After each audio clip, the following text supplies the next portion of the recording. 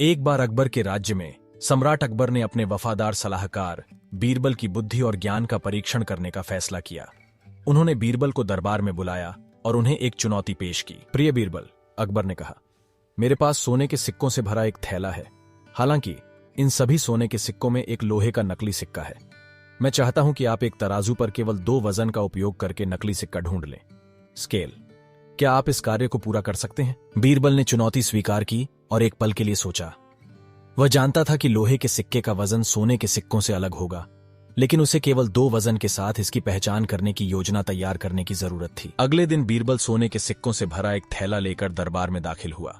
उसने संतुलन के पैमाने पर संपर्क किया और सिक्कों को 3 बराबर ढेरों में बांट दिया। प्रत्येक ढेर में समान संख्या में सिक्के थे। अब महाराज, बीरबल ने कहा, मैं पहले तोल कराऊंगा। बीरबल ने ढेर में से 2 ढेर को तराजू पर रख दिया, प्रत्येक तरफ एक, और इंतजार किया। जैसा कि अपेक्षित था, पैमाना पूरी तरह से संतुलित था।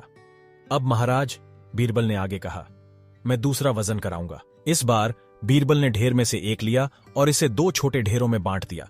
तराजू के प्रत्येक तरफ एक ढेर लगा दिया। फिर से पैमाना पूरी तरह से संतुलित है। तौलने के बाद बीरबल बादशाह अकबर की ओर मुड़े और मुस्कुराए। मुझे नकली सिक्का मिल गया है महामहिम। अकबर चकित रह गया। लेकिन तुमने ये कैसे किया बीरबल? कृपया समझाओ। बीरबल ने अपनी रणनीति के बारे में बताया। महाराज, पहली तौल के दौरान मैंने सुनिश्चित किया कि 2 बराबर ढेरों में सभी असली सोने के सिक्के हों।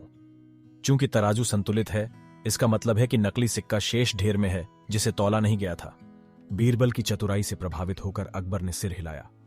और तुमने दूसरी तौल से खोटे सिक्के की पहचान कैसे? बीरबल ने जवाब दिया, दूसरी बार तौलने के दौरान मैंने बिना तोले हुए ढेर में से एक ढेर को 2 छोटे ढेरों में बांट दिया। यदि तराजू फिर से संतुलित हो गया तो इसका मतलब होगा कि खोटा सिक्का ढेर में था जिसे दूसरी बार तोलने में नहीं तौला गया था। हालांकि अगर तराजू झुका हुआ था तो यह इंगित करेगा कि नकली सिक्का भारी ढेर में था। लेकिन महामहिम, बीरबल ने आगे कहा, चूंकि दूसरी तौल के दौरान भी तराजू पूरी तरह से संतुलित था, इसका मतलब है कि नकली सिक्का उस ढेर में है जिसे मैंने विभाजित किया था। मैंने उस ढेर से सिक्के लिए और हर एक की सावधानीपूर्वक जांच की, और वहां वह एक सोने का सिक्का था जिसकी डिजाइन थोड़ी अलग थी।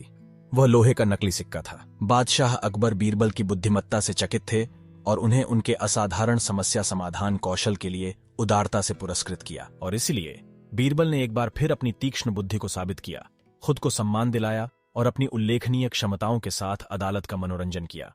द गोल्डफील्ड की कहानी पूरे राज्य में फैल गई। सम्राट अकबर के भरोसेमंद सलाहकार बीरबल की प्रतिभा के लिए प्रेरणादायक विस्मय और प्रशंसा की।